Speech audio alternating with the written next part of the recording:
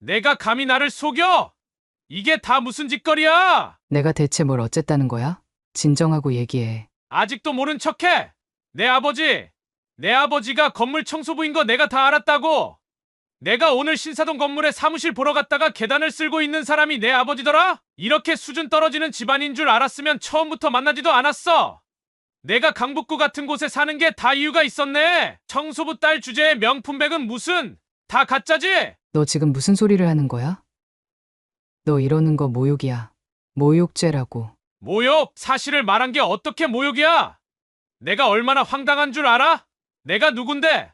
사무실 구하러 간 건물에서 장인어른이 바닥 쓸고 있는 꼴을 봐야 해? 사연을 듣고 난 후 각자의 의견을 댓글로 남겨주시기 바랍니다. 사소한 댓글이라도 사연자분에게 큰 힘이 될 수 있습니다. 각색될 수 있고 사연자분의 입장에서 구성될 수 있습니다. 김유리의 가족은 몇 해째 내려오는 부자 집안이었습니다. 그녀의 할아버지는 충청도에서 상당한 재산을 보유하고 있었지만 지역 유지와 벌어진 땅 분쟁으로 인해 마을 사람들에게 억울한 소문을 떠안게 되었습니다. 땅 경계가 불분명했던 것이 문제의 시작이었습니다. 저순철이네 집안은 대대로 욕심이 많은 집안이라니까 땅 문서를 몰래 고쳐서 남의 땅까지 자기 땅이라고 우기는 거야. 맞아. 김 씨네는 수해 때 동네 청소까지 도와줬는데 순철이네는 뭐 했다고. 우리라도 김 씨 편을 들어야지. 마을 사람들의 수군거림은 점점 심해졌고 결국 법정 싸움으로 번졌습니다. 하지만 오래된 땅 문서라 정확한 증거가 없어 양측의 합의로 종결되었습니다. 그럼에도 마을 사람들의 손가락질은 계속되었고 김유리의 가족은 더 이상 그곳에서 살 수 없었습니다. 할아버지는 분노했습니다. 이 충청도 땅은 2번 다시 발길도 들이지 않을 거야. 전부 다 팔아버리겠어? 그는 땅을 모두 팔아 서울로 올라왔고 당시만 해도 개발되지 않은 황량한 땅을 구매했습니다. 처음에는 그 결정을 후회했습니다. 하지만 세월이 흘러 그 땅은 서울에서 가장 비싼 금싸라기 땅이 되었습니다. 할아버지는 그곳에 건물을 짓고 엄청난 부를 축적했습니다. 그 재산은 유리의 아버지에게 이어졌고 덕분에 김유리와 그녀의 동생은 압구정동에서 부유하게 자랄 수 있었습니다. 유리의 할아버지는 성격이 독특했습니다. 부자가 된 후 그는 화려한 외제차를 타고 예전에 살던 충청도 마을을 찾아갔습니다. 내가 어떻게 됐나 보러 왔다. 서울에 빌딩 하나 떡하니 세우고 왔어. 그는 그렇게 오랜 한을 풀었습니다. 유리의 가족은 그때부터 돈 걱정 없이 살게 되었고 그녀와 동생은 최고의 교육 환경에서 자랄 수 있었습니다. 어린 시절 유리는 자신의 집안이 부유하다는 사실을 당연하게 여겼습니다. 친구들에게 종종 자랑하기도 했습니다. 그녀는 고급 아파트에서 살았고 또래 아이들이 부러워하는 모든 것을 가지고 있었습니다. 좋은 학교, 비싼 사교육, 멋진 옷과 액세서리까지. 하지만 그녀는 곧 돈이 가져오는 행복에도 그림자가 있다는 것을 깨닫게 됩니다. 유리야, 너네 집 정말 부럽다. 난 학원 3개밖에 못 다니는데. 친구의 말에 유리는 미소를 지었지만 그 말 속에 숨겨진 거리감을 느꼈습니다. 부는 축복이었지만 동시에 그녀를 다른 아이들과 구분짓는 벽이 되기도 했습니다. 그녀는 점점 자신의 부유함을 드러내는 것이 때로는 독이 될 수 있다는 것을 배우게 될 것입니다. 바로 다음 이야기에서 유리는 부의 양면성을 직접 경험하게 됩니다. 그녀의 동생이 학교에서 겪게 될 어려움과 함께 유리 자신도 예상치 못한 상황에 직면하게 됩니다. 압구정동에서 유복하게 자라난 김유리는 자신의 부유함을 숨기지 않고 살았습니다. 그녀에게 명품 옷과 비싼 장난감, 고급스러운 생일 파티는 일상이었습니다.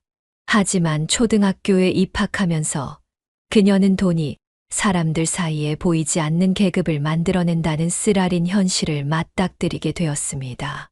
야, 너네 생일 파티 호텔에서 한다며? 우리도 초대해줘. 친구들은 유리의 부유함에 관심을 보였고 그녀는 인기를 얻었습니다. 하지만 그 인기가 진정한 우정인지 의심스러울 때가 많았습니다. 그럼에도 유리는 사교성이 좋아 친구들과 원만하게 지냈습니다. 문제는 그녀의 2살 어린 동생에게서 시작되었습니다. 내성적인 성격의 동생은 학교에서 적응하는데 어려움을 겪었습니다. 공부를 잘했지만 그것이 오히려 질투의 대상이 되었습니다. 어느 날 유리는 동생의 교복에 발자국 자국을 발견했습니다. 어머, 이게 뭐야? 누가 너를 밟았어? 아니야. 그냥 넘어졌어. 신경 쓰지 마. 동생은 괜찮다고 말했지만 그의 눈빛에서 뭔가 심각한 일이 벌어지고 있음을 유리는 직감했습니다. 동생은 잘못된 것을 바로잡으려는 정의감이 강했고 그것이 다른 아이들에게는 고자질쟁이로 비춰졌습니다. 쟤는 뭐만 하면 선생님한테 일러 우리끼리 해결하면 될 일을 왜 어른들 불러와서 복잡하게 만드는 거야? 그부들은 이렇게 수군거리며 동생을 점점 고립시켰습니다. 그의 책가방에서 물건이 사라지기 시작했고 점심시간에는 혼자 밥을 먹어야 했습니다. 상황이 심각해지자 유리는 더 이상 참을 수 없었습니다. 동생이 학교에서 큰 문제가 있어요. 누군가 물건을 훔치고 옷에 발자국 자국도 있었어요. 부모님은 즉시 학교를 찾아갔고 할아버지까지 동행했습니다. 할아버지는 학교 교장실에서 목소리를 높였습니다. 내 손자가 이런 대우를 받다니 이게 말이 됩니까? 이 학교는 아이들을 보호할 능력이 없는 겁니까? 그러나 이런 강경한 대응은 오히려 상황을 악화시켰습니다. 교사들은 일시적으로 감시를 강화했지만 동생에 대한 괴롭힘은 더 교묘하고 은밀해졌습니다. 동생의 신발 속에 못이 발견되었고 체육 시간에는 아무도 그와 팀을 이루려 하지 않았습니다. 결국 동생은 등교를 거부했습니다. 학교에 안 갈래. 가기 싫어. 매일 아침 동생은 배가 아프다며 학교 가기를 거부했습니다. 의사는 신체적인 문제가 없다고 진단했고 심리적 스트레스가 원인이라고 설명했습니다. 부모님은 심각한 고민 끝에 가족 전체가 이사를 결정했습니다. 정말 이사 가야 해? 내 친구들은 어떡해? 유리는 눈물을 흘리며 물었습니다. 동생이 지금 너무 힘들어하잖아. 가족은 서로 도와야지. 새로운 학교에서 새 친구들을 사귀면 돼. 어머니는 그녀를 위로했지만 10대 소녀에게 모든 친구 관계를 뒤로하고 떠나는 것은 쉬운 일이 아니었습니다. 이사를 준비하는 과정에서 유리는 또 다른 충격을 받았습니다. 그녀의 친한 친구 중 한 명이 문자를 보냈습니다. 진짜 너네 집 망했다며? 그래서 강북구로 이사 간다는 거야? 유리는 황당했습니다. 그녀의 가족은 여전히 부유했고 단지 동생의 학교 문제 때문에 이사를 결정한 것이었습니다. 하지만 소문은 이미 퍼져 있었습니다.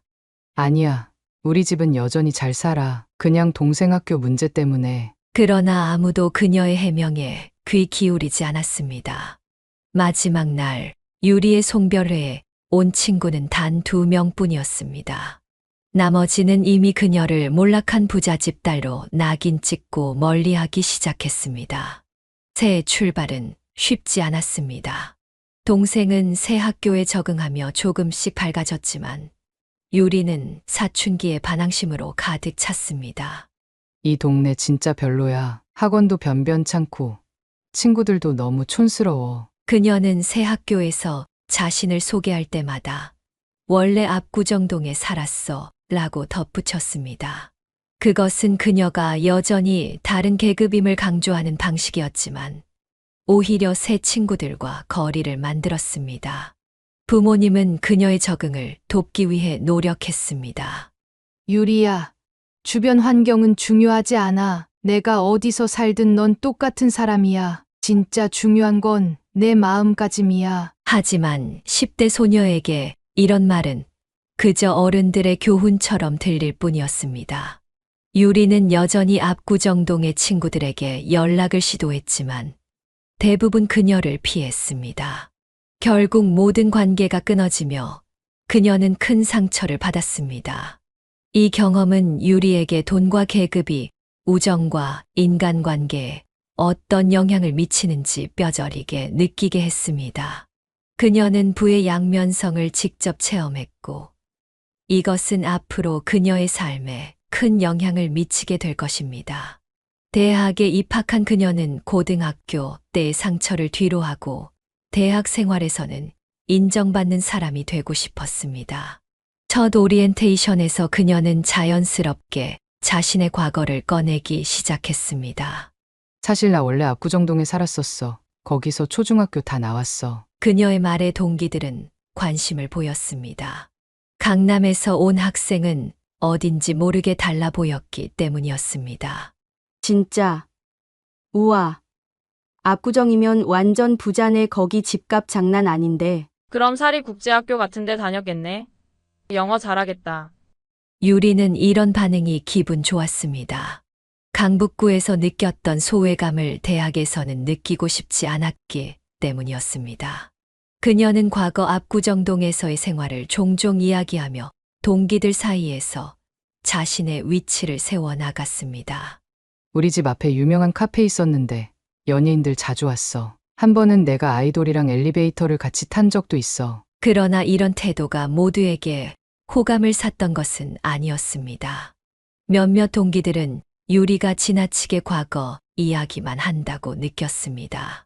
특히 정은아라는 동기는 유리의 말을 의심스럽게 생각했습니다. 어느 날 정은아는 대학 선배 중 유리와 같은 고등학교를 나온 사람이 있다는 것을 알게 되었습니다. 그녀는 그 선배에게 유리에 대해 물었습니다. 김유리? 아, 원래 압구정에 살긴 했던 것 같은데 고등학교 때는 강북구에 살았어. 집이 갑자기 망했다는 것 같던데. 이 정보를 얻은 정은아는 다른 동기들에게 이 이야기를 전하기 시작했습니다. 소문은 순식간에 퍼졌고 왜곡되기 시작했습니다. 있잖아. 유리 알지? 걔네 집 진짜 망했대. 근데도 자기 압구정 살 때 얘기만 하면서 허세 부린대. 그래, 나도 이상하다고 생각했어. 압구정에 살았다면서 현재 생활은 전혀 그렇지 않잖아. 유리는 이런 이야기를 모르는 척했지만 점점 동기들의 태도가 달라지는 것을 느꼈습니다. 한 번은 그녀가 들고 다니는 브랜드 가방에 대한 이야기가 나왔습니다. 저 가방 진짜일까? 난 짝퉁 같은데. 그럼 집도 망했는데 어떻게 진짜 명품을 들고 다니겠어? 분명히 가짜야. 소문은 점점 더 악랄해졌습니다. 유리가 듣게 된 가장 충격적인 소문은 그녀가 명품을 구입하기 위해 불법적인 일을 한다는 것이었습니다. 걔 알바한다는데. 근데 뭔가 이상한 알바인 것 같대. 밤에만 일한대. 에이, 설마 그런 짓까지 하겠어? 이런 말도 안 되는 소문이 퍼지자 유리는 극심한 스트레스에 시달렸습니다. 그러나 그녀의 외모가 그렇게 뛰어나지 않다는 점이 오히려 이런 최악의 소문을 잠재웠습니다. 걔가 그런 일 한다고? 말이 안 되지. 그런 일 하려면 최소한 외모가 출중해요. 이런 말이 들리면 유리는 모욕감과 동시에 이상한 안도감을 느꼈습니다. 자신의 외모를 비하하는 말이지만 최소한 가장 나쁜 소문은 잦아드는 효과가 있었기 때문이었습니다. 교실에서 나오는 길에 정은아가 직접 유리에게 물었습니다. 너 진짜 압구정에 살았었어. 근데 왜 강북구로 이사 갔어? 보통 압구정에 사는 사람들은 그 동네 벗어나기 싫어하던데. 유리는 당황했습니다. 갑자기 그건 왜 물어보는 거야? 무슨 문제라도 있어? 아니, 그냥 궁금해서. 사실 내가 집이 망해서 이사 갔다는 얘기를 들었거든. 뭐, 어디서 그런 말을 들은 거야? 우리 집은 망하지 않았어. 그냥 동생 학교 문제 때문에 이사한 거라고. 하지만 이미 퍼진 소문은 유리의 해명으로 막을 수 없었습니다. 동기들은 그녀의 말을 믿지 않았고 오히려 더 의심했습니다. 그래서 너 들고 다니는 명품 가방은 다 진짜야? 가짜면 인정해. 우리가 뭐라고 하겠어. 당연히 진짜지. 내가 왜 가짜 가방을 들고 다녀야 해. 유리는 분노했지만 동시에 눈물이 났습니다. 사실 그녀의 가방은 모두 진품이었습니다. 할아버지가 주신 용돈으로 구입한 것들이었죠. 하지만 그녀가 아무리 해명해도 동기들은 믿지 않았습니다. 기숙사 방에 돌아온 유리는 베개에 얼굴을 파묻고 울었습니다. 누구에게도 보이고 싶지 않은 눈물이었습니다. 그녀는 자신이 왜 이렇게 허세를 부렸는지 후회했습니다. 과거를 자랑하지 않고 현재의 자신으로 인정받았다면 이런 일은 없었을 텐데 말입니다. 다음 날 아침 유리는 거울을 보며 결심했습니다. 더 이상 과거 이야기는 하지 않을 거야. 내가 누구인지 보여주는 건 내 입이 아니라 내 행동이야. 이 경험은 유리에게 큰 상처였지만 동시에 중요한 교훈이 되었습니다. 그녀는 겉으로는 아무렇지 않은 척 강한 모습을 보였지만 밤마다 눈물을 삼켰습니다. 그리고 이 상처는 그녀가 앞으로 어떻게 살아갈지에 대한 방향을 결정짓는 중요한 전환점이 되었습니다. 소문과 비난으로 상처받은 김유리는 침대에 누워 천장을 바라보며 오랜 시간 생각에 잠겼습니다. 그녀의 마음속에서는 분노와 결심이 서서히 자라나고 있었습니다. 결국 그녀는 벌떡 일어나 책상 앞에 앉았습니다. 유리는 자신을 무시하는 동기들에게 확실한 한 방을 날리기로 마음먹었습니다. 바로 공부로 모두를 압도하는 것이었습니다. 그동안 그저 평범한 성적을 유지해왔던 그녀였지만 이제는 달라질 차례였습니다. 공부로 걔네들 입을 완전히 닫아버릴 거야. 학점으로 보여주겠어. 다음 날부터 유리는 도서관에서 가장 먼저 자리를 잡고 가장 늦게 나오는 학생이 되었습니다. 시험 기간이 아닌데도 그녀는 강의 노트를 꼼꼼히 정리하고 참고 문헌을 찾아 읽었습니다.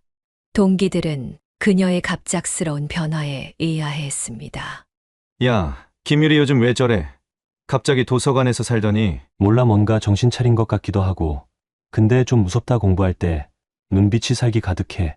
유리의 변화는 기숙사 룸메이트도 놀라게 했습니다. 유리야, 괜찮아? 요즘 너무 무리하는 거 아니야? 매일 새벽까지 공부하는 거 보면 건강이 걱정돼. 괜찮아. 난 그냥 내 목표를 위해 노력하는 거야. 걱정해줘서 고마워. 겉으로는 담담하게 말했지만 유리의 눈에는 강한 의지가 불타오르고 있었습니다. 그녀의 집념은 곧 결실을 맺기 시작했습니다. 첫 학기 성적이 나왔을 때 유리의 이름은 학과 상위권에 올라 있었습니다. 주말에 집에 돌아온 유리를 보고 가족들은 놀랐습니다. 그녀의 얼굴은 피곤해 보였지만 자신감으로 빛나고 있었습니다. 어머나, 우리 딸 얼굴이 좀 많이 야위었네. 학교에서 제대로 밥은 먹고 다니는 거니? 어머니는 걱정스러운 목소리로 물었습니다. 엄마, 난 괜찮아요. 그냥 좀 열심히 공부했을 뿐이에요. 성적표도 나왔는데 한번 보실래요? 유리는 자랑스럽게 성적표를 내밀었습니다. 부모님은 놀라움을 감추지 못했습니다. 이게 우리 딸 성적이라고? 전공 과목 전부 A? 대단하구나. 아버지는 기쁨에 찬 목소리로 말했습니다. 그러나 가장 놀란 사람은 할아버지였습니다. 평소 무뚝뚝하던 할아버지의 얼굴에 미소가 번졌습니다. 이것 봐라. 우리 손녀가 드디어 정신을 차렸구만. 역시 내 피를 물려받았어. 할아버지는 기쁨을 감추지 못하고 유리의 머리를 쓰다듬었습니다. 평소 대학 시절을 놀며 보낼 줄 알았던 손녀가 이렇게 열심히 공부하는 모습을 보니 자랑스러웠던 것입니다. 할아버지, 이제부터 더 열심히 할 거예요. 교수님 추천서도 받아서 졸업할 때는 좋은 회사에 취직할 거예요. 그래, 우리 손녀라면 충분히 할 수 있지. 하지만 건강도 챙기면서 해라. 내가 쓰러지면 그게 더 큰일이니. 유리는 할아버지의 말씀에 고개를 끄덕였습니다. 그러나 내심 그녀는 할아버지의 재산에 의존하지 않겠다는 결심을 굳게 했습니다. 건물이 할아버지에게서 아버지로, 그리고 언젠가 그녀에게 물려질 수도 있겠지만 그것은 확실한 것이 아니었습니다. 서류 한 장이면 모든 것이 바뀔 수 있어. 내 인생은 내가 책임져야 해. 그녀는 자신의 밥그릇은 스스로 챙겨야 한다는 신념으로 더욱 공부에 매진했습니다. 학기가 지날수록 유리의 성적은 상승했고 교수들도 그녀의 열정과 능력을 인정하기 시작했습니다. 누구보다 열심히 수업에 참여하고 질문하고 과제를 완벽하게 해내는 유리를 모르는 교수는 없었습니다. 졸업을 앞두고 유리는 자신이 원하던 회사의 인턴십 기회를 얻었습니다. 그것은 작지만 혁신적인 벤처기업이었습니다. 연봉이 높지는 않았지만 미래가 밝은 회사였습니다. 인턴십을 마친 유리는 정직원 제안을 받았고 다른 취업 제안들을 제쳐두고 그 벤처기업을 선택했습니다. 그녀가 인턴십 동안 보여준 능력과 열정이 회사 경영진에게 깊은 인상을 남겼기 때문이었습니다. 취업 소식을 들은 할아버지는 조금 실망한 기색이었습니다. 뭐, 그런 작은 회사에 들어간다고? 왜 하필 이름도 그런 생소한 중소기업에 가야 하는 거니? 할아버지, 이 회사는 규모는 작지만 성장 가능성이 무궁무진해요. 제가 직접 살펴본 결과예요. 저는 이 회사에서 많은 것을 배우고 성장할 수 있을 거라 확신해요. 할아버지는 고개를 저었지만 더 이상 말리지는 않았습니다. 유리의 눈빛에서 결심이 보였기 때문입니다. 유리는 첫 월급을 받던 날, 그 기쁨을 평생 잊지 못할 것 같았습니다. 비록 금액은 크지 않았지만 온전히 자신의 노력으로 번 돈이라는 사실이 그녀에게 큰 자부심을 주었습니다. 이제 시작이야. 내 발로 서서 내 길을 가는 거야. 그녀는 그동안의 여정을 돌아보며 미소를 지었습니다. 소문과 비난에 상처받았던 자신이 이제는 당당히 사회에 첫 발을 내딛게 되었습니다. 이 모든 것이 자신의 노력과 집념 덕분이었습니다. 회사에서 유리는 주어진 모든 업무에 열정을 쏟았고 그 결과 빠르게 인정받기 시작했습니다. 유리가 대학 시절 동기들을 만난 건 졸업 후 2년이 지났을 때였습니다. 동창회 자리에서 예전에 그녀를 비웃던 동기들은 이제 그녀를 다른 눈으로 바라보았습니다. 유리야, 너 요즘 잘 나가나 봐. 그 벤처기업 정말 승승장구한다던데. 응. 다행히 회사가 잘 되고 있어. 나도 나름대로 열심히 하고 있고. 유리는 담담하게 대답했지만 가슴 속으로는 작은 승리감을 느꼈습니다. 이것이 바로 그녀가 원했던 성취였습니다. 말이 아닌 실력으로 인정받는 것. 과거가 아닌 현재의 자신으로 존중받는 것. 직장 생활에 몰두하던 김유리는 시간이 흐르면서 연애에도 관심을 갖게 되었습니다. 28살 무렵 그녀는 회사 관련 세미나에서 만난 한 남자와 연애를 시작했습니다. 정준호라는 이름의 그 남자는 차분하고 지적인 매력을 가진 금융권 종사자였습니다. 유리는 그의 안정적인 성격과 배려심에 마음을 열었고 둘의 관계는 3년 동안 순조롭게 이어졌습니다. 유리야, 이번 휴가 제주도 가는 거 어때? 요즘 너무 바빠서 제대로 데이트도 못했잖아. 준호는 종종 이런 제안을 하며 유리를 챙겼습니다.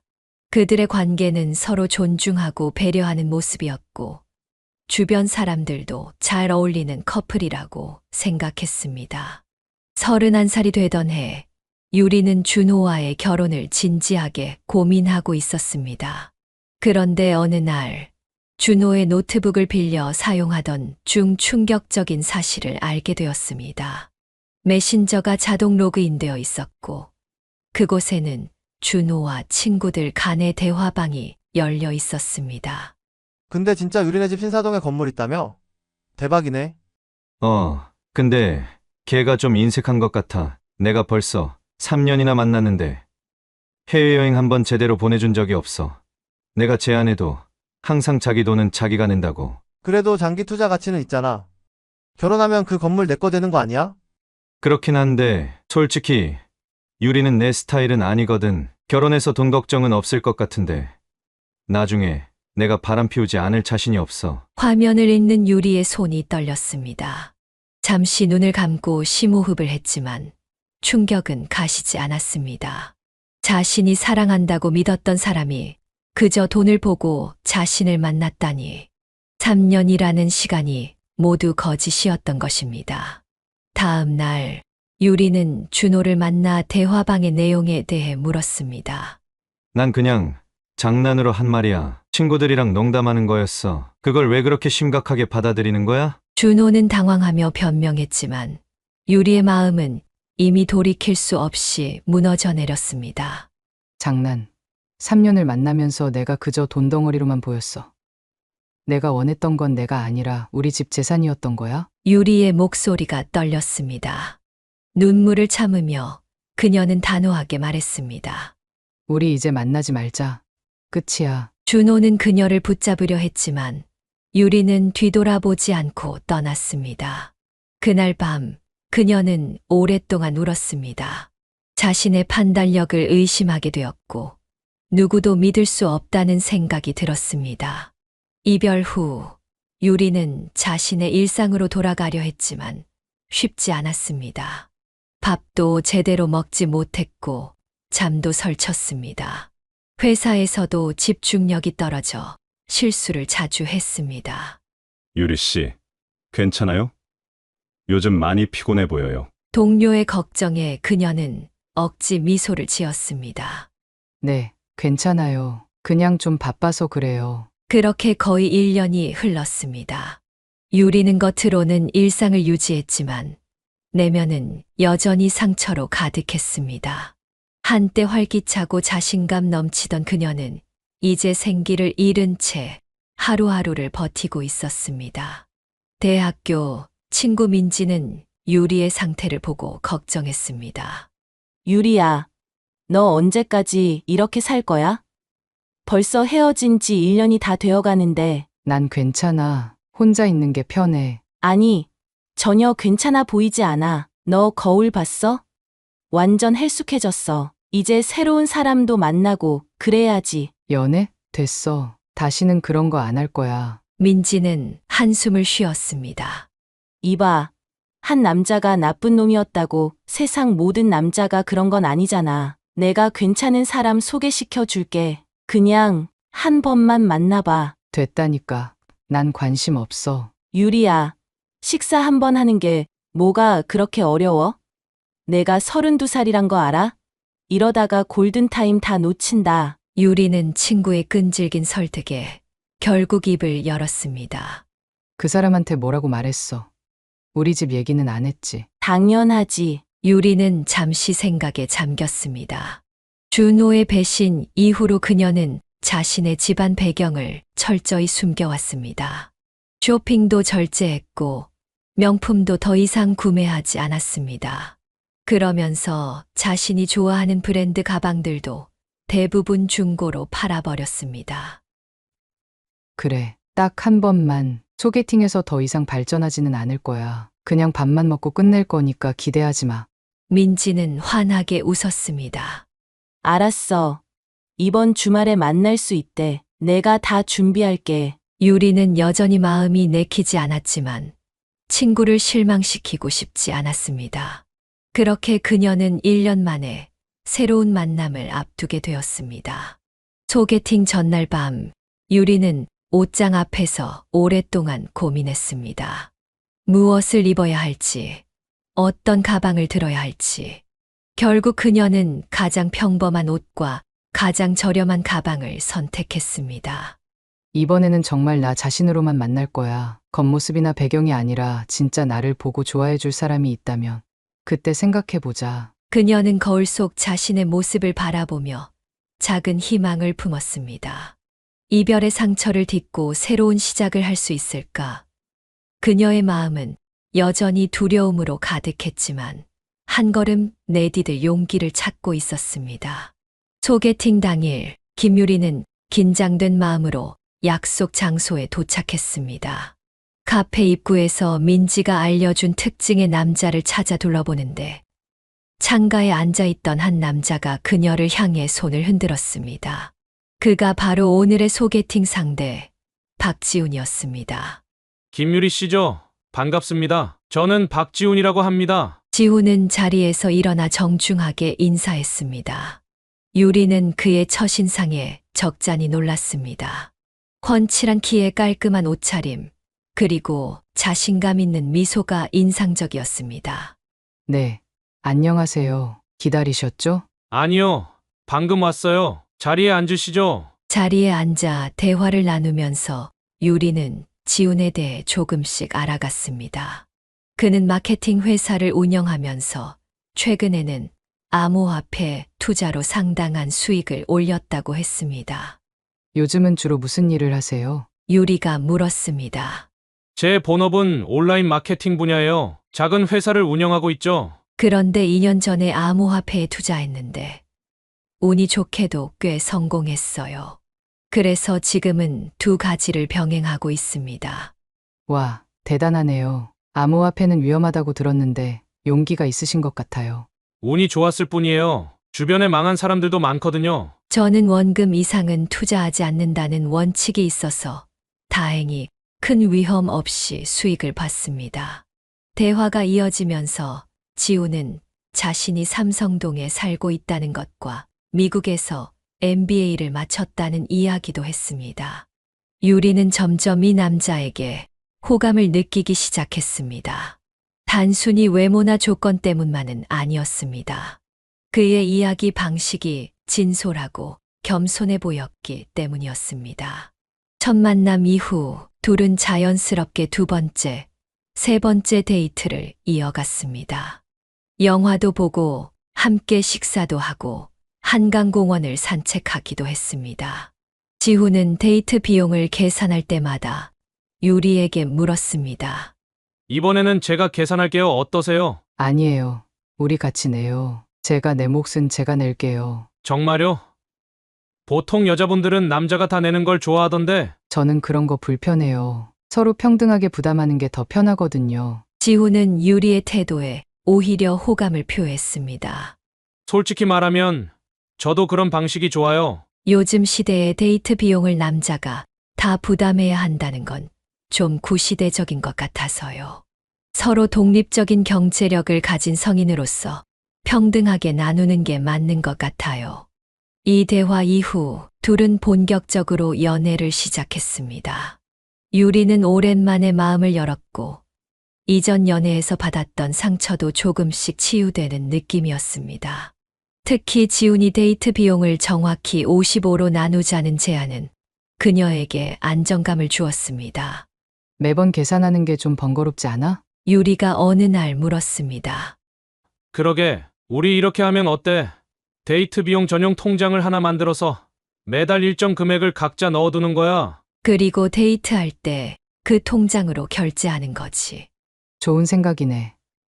그럼 미리리 계산할 필요도 없고 훨씬 깔끔하겠다. 그렇게 둘은 데이트 통장을 만들었고 매달 같은 금액을 입금하여 사용했습니다. 유리는 이 시스템이 마음에 들었습니다. 돈 문제로 다툴 일도 없고 서로 부담스럽지 않은 관계를 유지할 수 있었기 때문이었습니다. 그러나 민지를 비롯한 유리의 친구들은 이 방식을 좀 이상하게 생각했습니다.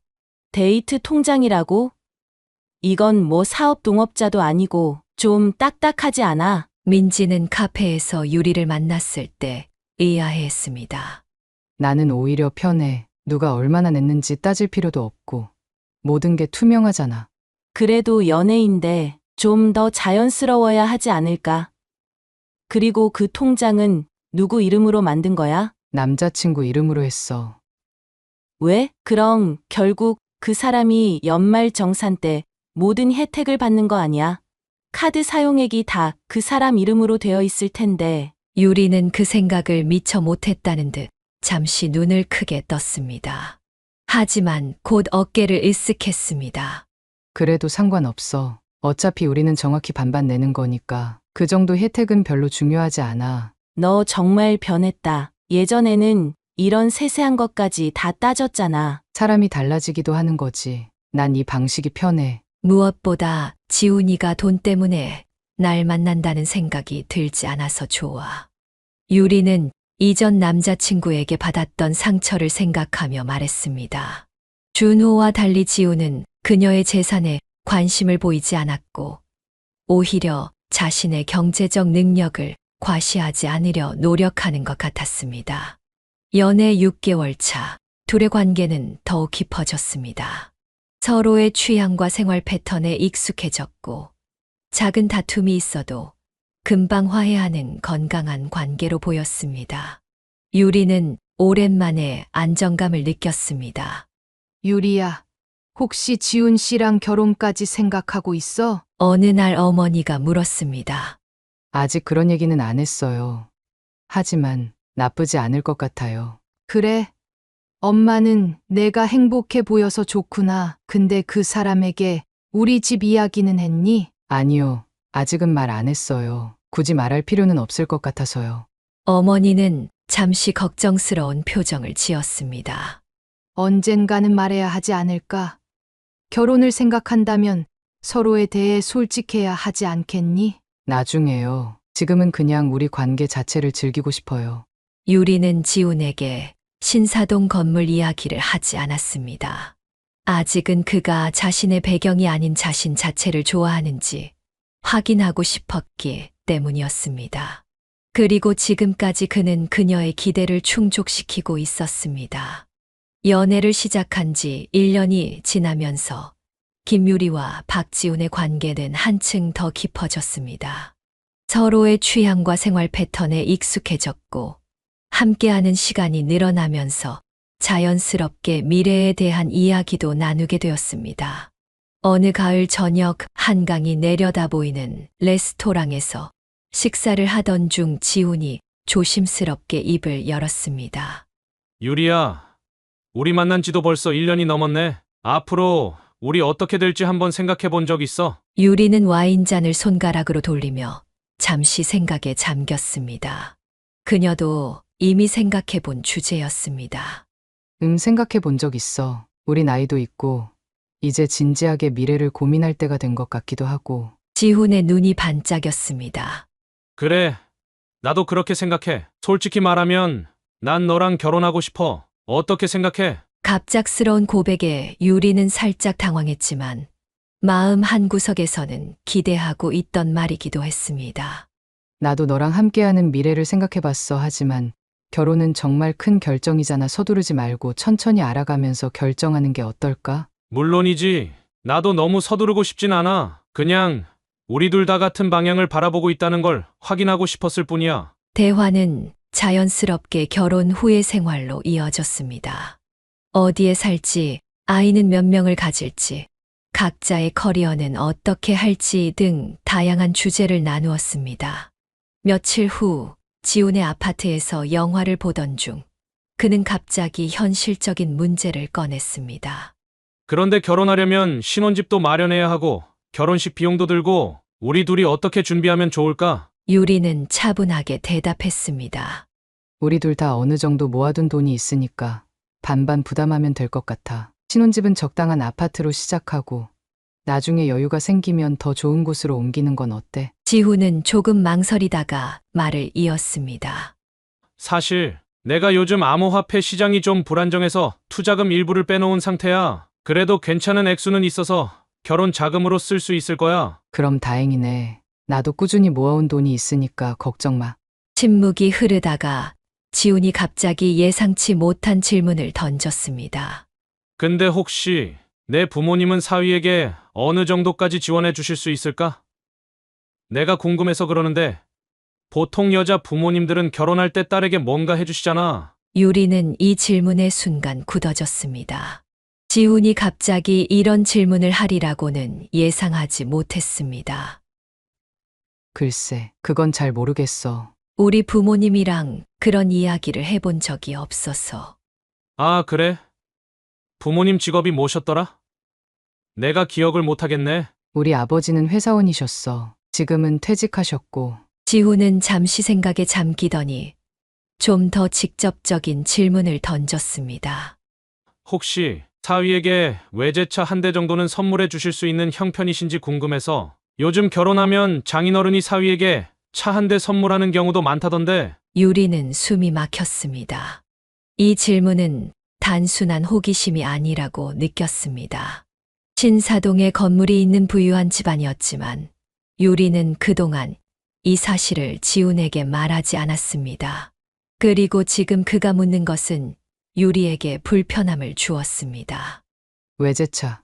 갑자기 그런 질문을 하는 이유가 뭐야? 아니, 그냥 궁금해서. 내가 코인으로 돈을 좀 벌긴 했지만 아직 외제차를 살 만큼은 아니라서. 결혼하면 멋진 차로 신혼여행도 가고 그러면 좋을 것 같아서. 유리는 지훈의 말에 점점 불편함을 느꼈습니다. 그가 코인으로 번 돈이 언제 휘발될지 모르는 상황에서 예비 신랑에게 외제차를 사주라는 것이 이해되지 않았습니다. 지훈아, 결혼은 두 사람이 함께 미래를 만들어가는 거지. 서로에게 뭘 해줄 수 있는지 따지는 게 아니라고 생각해. 그리고 우리가 아직 정식으로 약혼한 것도 아니고. 유리의 표정이 굳어지는 것을 느낀 지훈은 급히 상황을 수습하려 했습니다. 아, 미안해. 내가 농담처럼 던진 건데 진지하게 들렸나 보네. 당연히 그런 걸 바라고 한 말은 아니야. 그냥 가볍게 한 얘기야. 그는 웃으며 말했지만 유리는 그의 웃음 뒤에 숨겨진 진심이 무엇인지 의심스러웠습니다. 이 대화 이후 그녀는 지훈에 대한 새로운 의구심을 느끼게 되었습니다. 괜찮아. 그냥 나도 갑자기 그런 질문이 나와서 좀 당황했을 뿐이야. 그날 밤 집으로 돌아온 유리는 오랫동안 생각에 잠겼습니다. 지훈이 정말 그녀 자신을 사랑하는 것인지 아니면 그녀가 가진 것을 원하는 것인지 혼란스러웠습니다. 그러나 직감은 그녀에게 주의하라고 경고하고 있었습니다. 그녀는 건물에 대한 이야기를 계속해서 비밀로 하는 것이 좋겠다고 결심했습니다. 적어도 지훈의 진심을 완전히 확신할 때까지는 말입니다. 그녀는 창밖을 바라보며 한숨을 내쉬었습니다. 결혼이라는 행복한 이야기가 시작되는 듯 했으나 어쩐지 마음 한구석에는 불안감이 자리 잡기 시작했습니다. 지훈과의 관계에 미묘한 불안감을 느끼기 시작한 시점에서 김유리의 아버지 생신이 다가왔습니다. 유리는 매년 가족끼리만 조용히 축하하던 행사였기에 크게 신경 쓰지 않고 있었습니다. 어느 날 저녁 지훈이 갑자기 전화를 걸어왔습니다. 유리야, 아버지 생신이 다음 주라면서? 민지한테 우연히 들었어. 유리는 놀랐습니다. 민지에게 그런 이야기를 한 적이 없었기 때문입니다. 응. 맞아. 근데 어떻게 알았어? 저번에 내 엄마랑 통화할 때 우연히 들었다고 하더라고. 그래서 말인데 나도 같이 가도 될까? 이제 우리가 꽤 오래 만났으니 인사드릴 때가 됐다고 생각해서. 유리는 망설였습니다. 지훈이 아버지를 만나면 혹시 신사동 건물 이야기가 나올까 걱정되었습니다. 글쎄, 우리 집은 생신을 그냥 조용히 보내는 편이라. 아, 그럼 내가 방해가 되겠네. 괜찮아. 이해해. 지훈의 목소리에서 실망감이 느껴졌습니다. 유리는 갑자기 죄책감이 들었습니다. 아니야. 그런 뜻이 아니었어. 같이 가자. 부모님도 만나보고 싶어 하실 거야. 정말 고마워. 내가 선물도 준비할게. 장인어른께 뭐가 좋을까? 유리는 지훈이 너무 열의를 보이는 것 같아 불안했지만 이미 말을 꺼낸 이상 거절할 수 없었습니다. 생신 당일 지훈은 정장을 차려입고 고급 양주를 들고 나타났습니다. 그는 유리의 부모님께 정중하게 인사를 드렸고 특히 아버지와는 금방 대화가 통했습니다. 아버님, 제가 요즘 암호화폐 시장에 관심이 많은데 혹시 추천해 주실 만한 종목이 있을까요? 나는 그런 신식 투자는 잘 모르네. 안정적인 부동산이나 주식이 더 믿음직하다고 생각하는 편이야.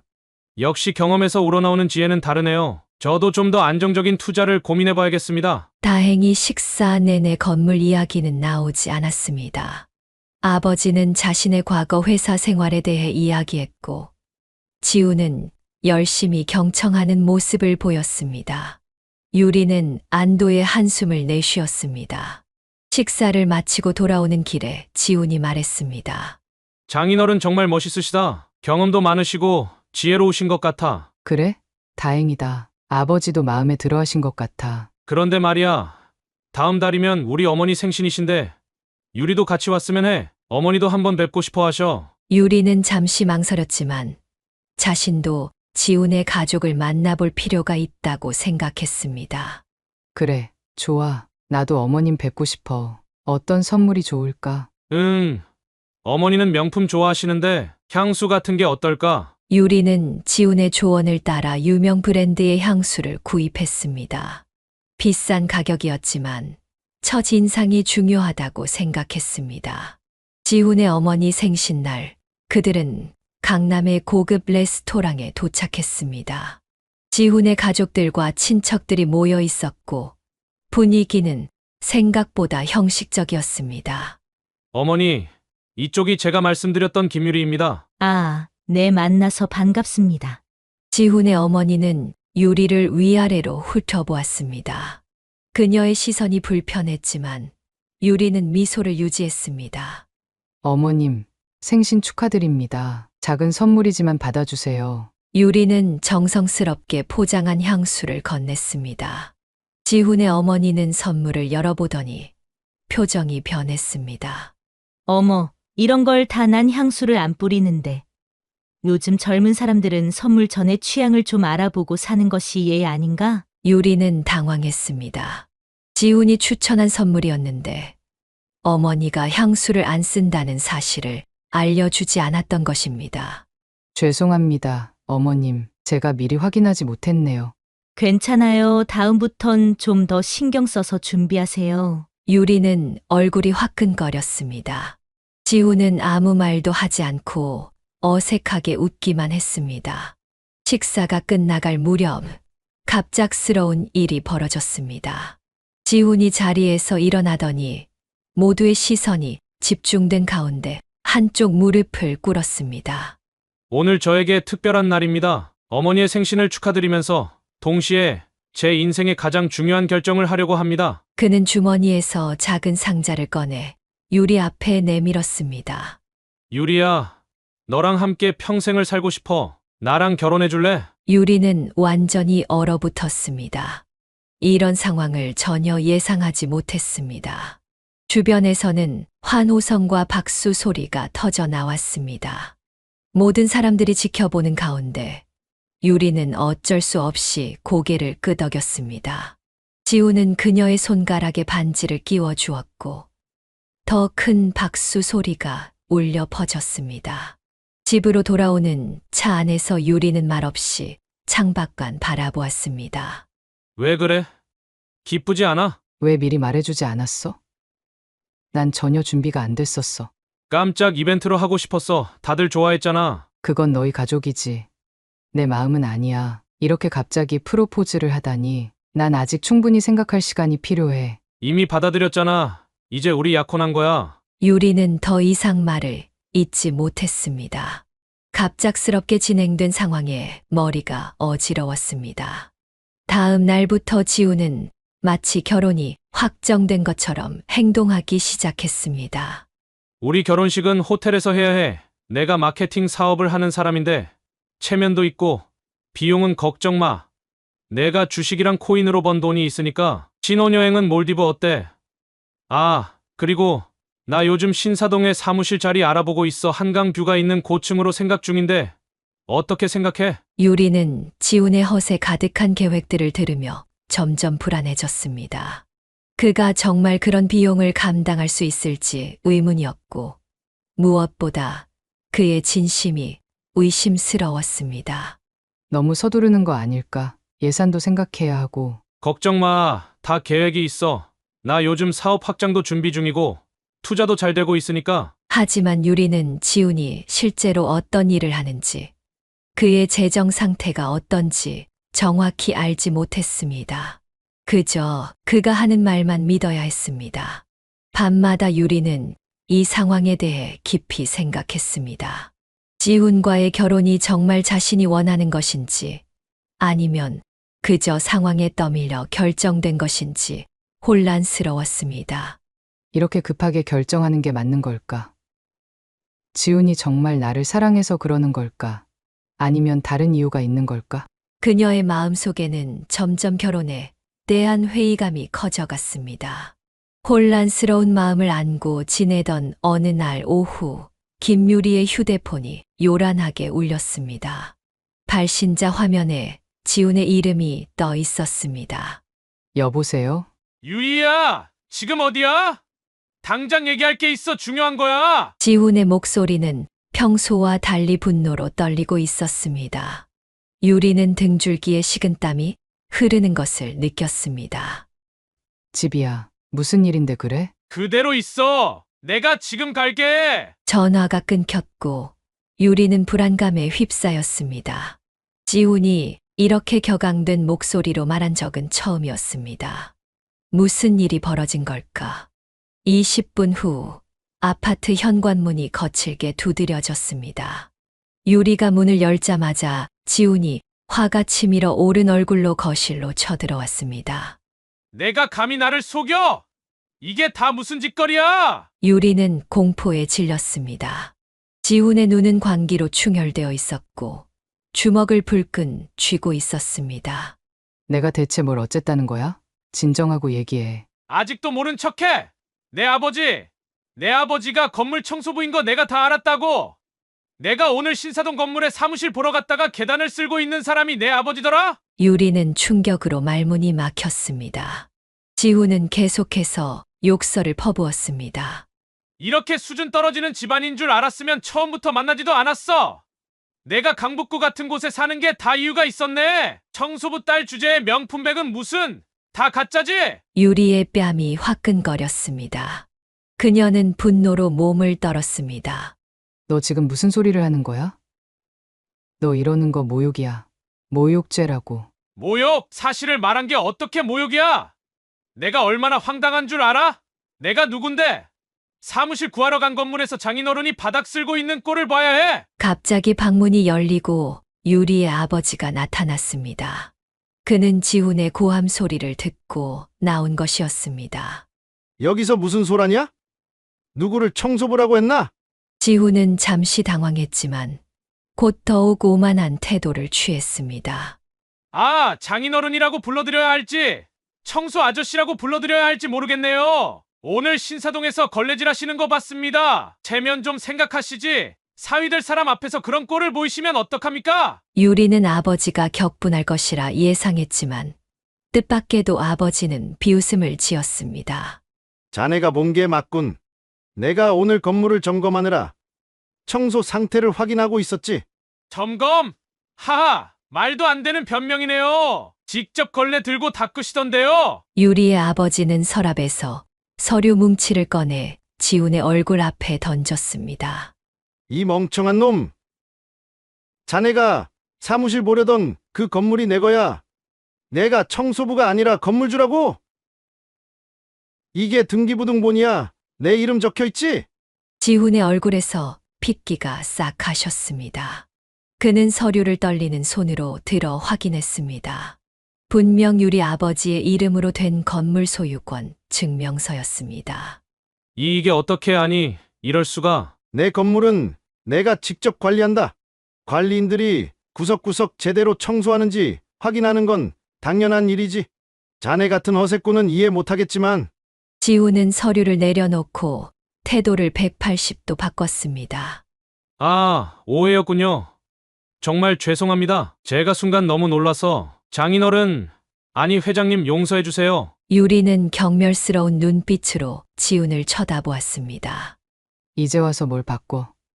너의 진짜 모습을 봤어. 넌 사람을 돈과 지위로만 판단하는 쓰레기였어. 아니야, 유리야. 내가 잠시 실수한 거야. 우리 관계는 너무 소중해. 이런 작은 오해로. 작은 오해? 넌 우리 아버지를 청소 아저씨라고 불렀어. 그리고 왜 갑자기 회장님이라고 불러? 내 진심은 뭐야? 지훈은 무릎을 꿇고 유리의 손을 잡으려 했습니다. 미안해.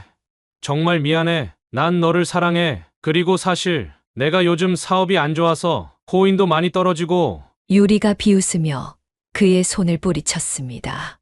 알고 있어. 내가 SNS에 가짜 뉴스 퍼뜨려서 클릭 수익 올리는 일 한다는 것도, 코인으로 망해서 빚더미에 앉았다는 것도.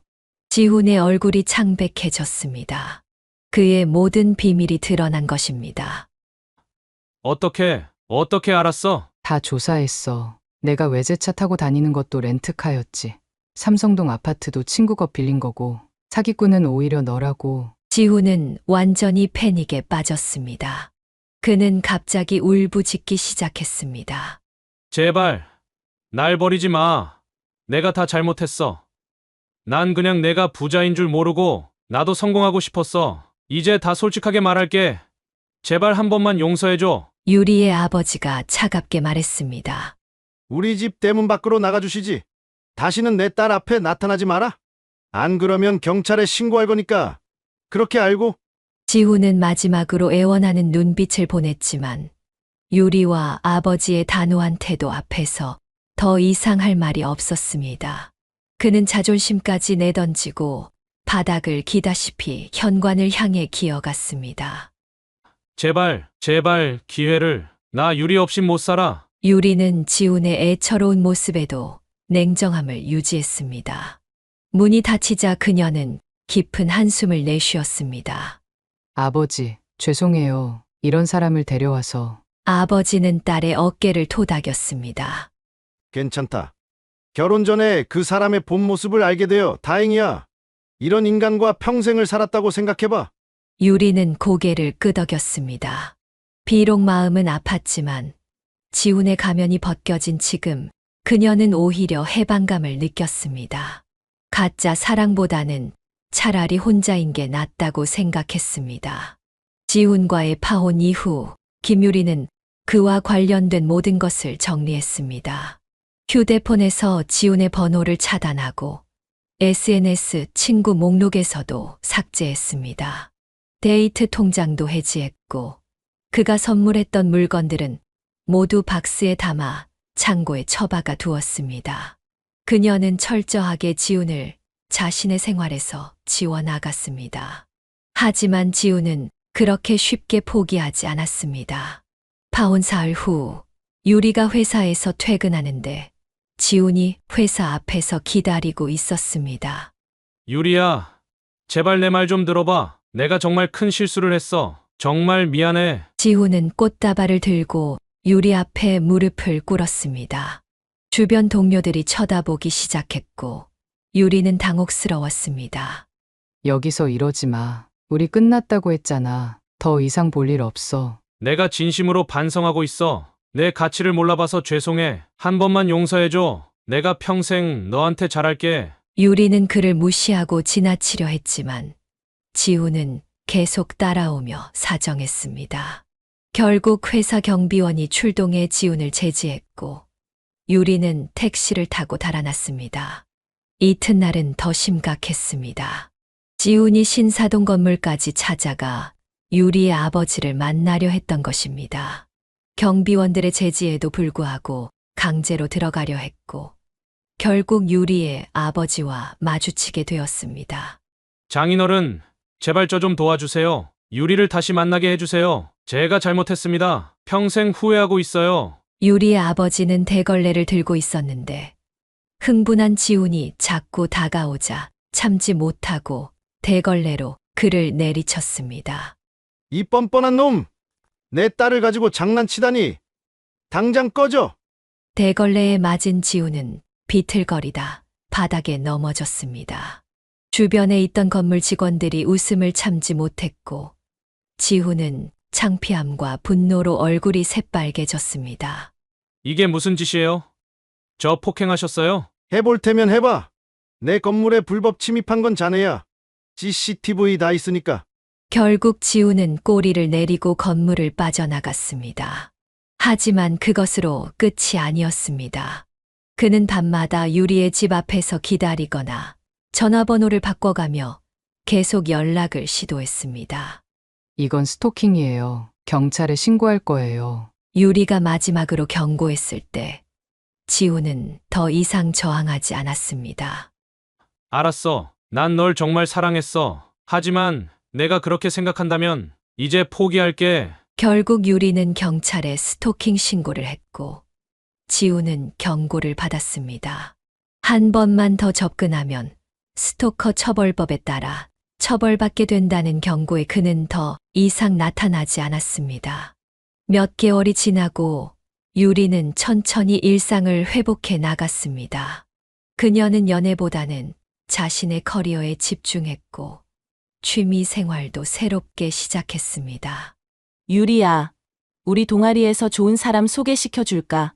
정말 괜찮은 남자야. 친구 민지가 또 다시 소개팅을 권했지만 유리는 단호하게 거절했습니다. 됐어. 더 이상 소개팅 같은 건 안 해. 2번의 실패로 충분해. 그럼 평생 혼자 살 거야?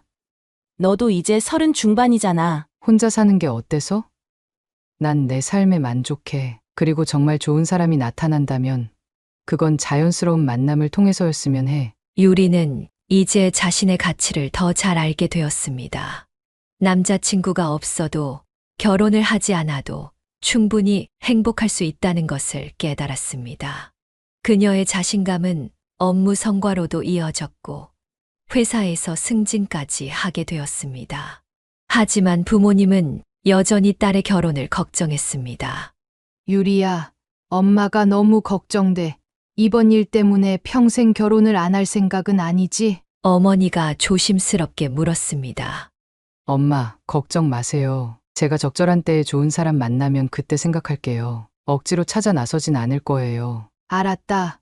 엄마는 내가 행복하면 그걸로 충분해. 하지만 좋은 사람이 나타나면 마음을 너무 닫지는 말 거라. 유리는 미소를 지었습니다.